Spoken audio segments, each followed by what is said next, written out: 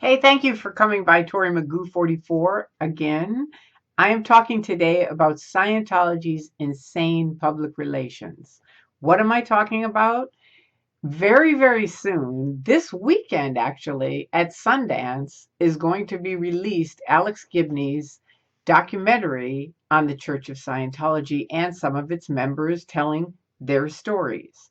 Now, naturally, the Church of Scientology, L. Ron Hubbard said in his policy on fair game, you can lie, cheat, steal, destroy someone utterly if they say anything bad about the Church of Scientology or L. Ron Hubbard.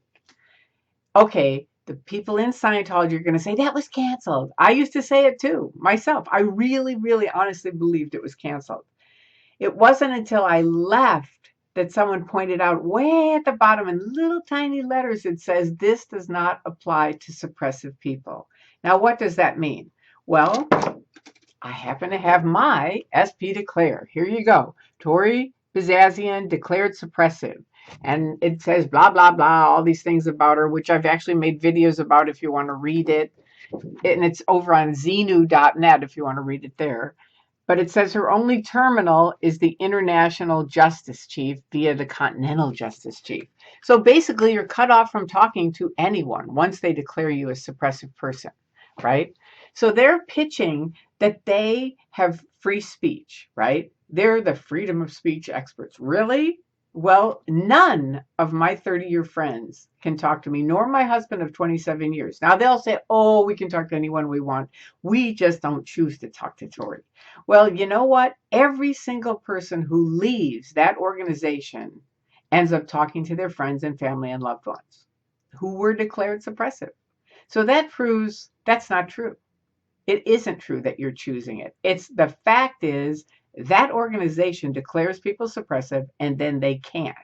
So thank you, Scientology, for doing this article against Alex. It's so perfect. It's like he comes out with a documentary. You try to say, oh, those people, they were from 10 to 30 years ago, blah, blah, blah, and just slime after slime after slime, pointing out how bad Alex is. Perfect. That's exactly what we're saying.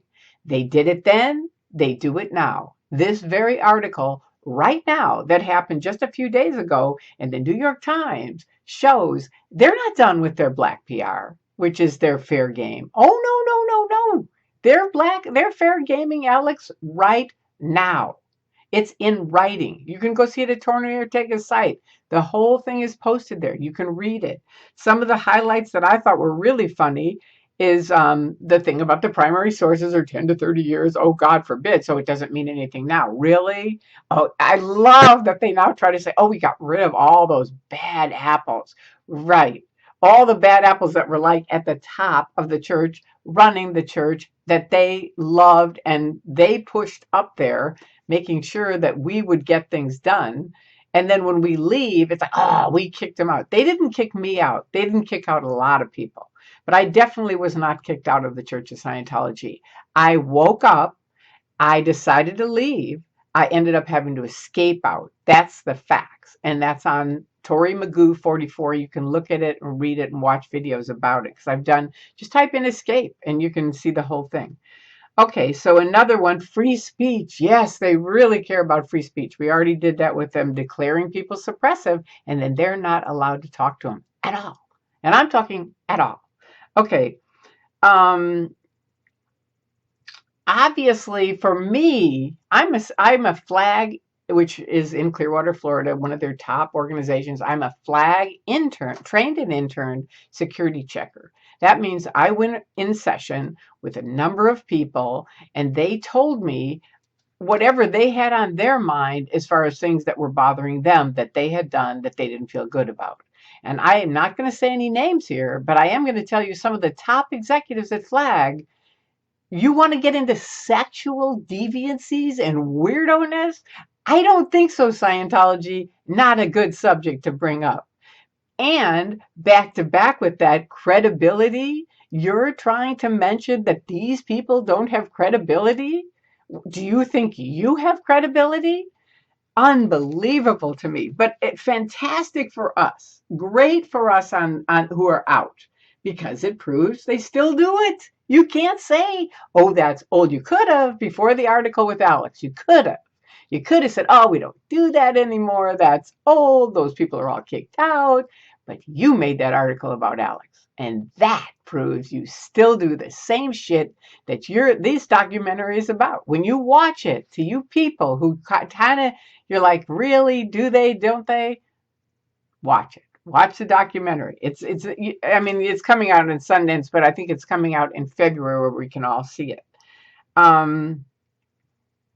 They say, oh, the church wanted to talk to you, but you wouldn't talk to them.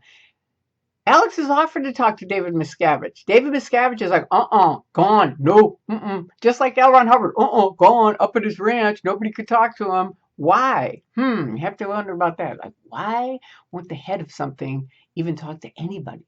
There must be some little secrets in there, old Davy. And I think a few of us have some questions that we want to ask you, and you know it, and that's why you won't talk to him. Okay, it's sort of like with the mafia tell a restaurant that they're going to blow up, that they're going to come talk to them. That's about how Scientology is. I know they're not going to like that analogy. Even some people aren't going to like it. But you know what? Judge Breckenridge, said they are a mafia-like organization, and they are.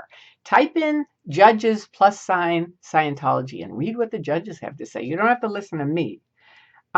This was made possible by the members of the Church of Scientology.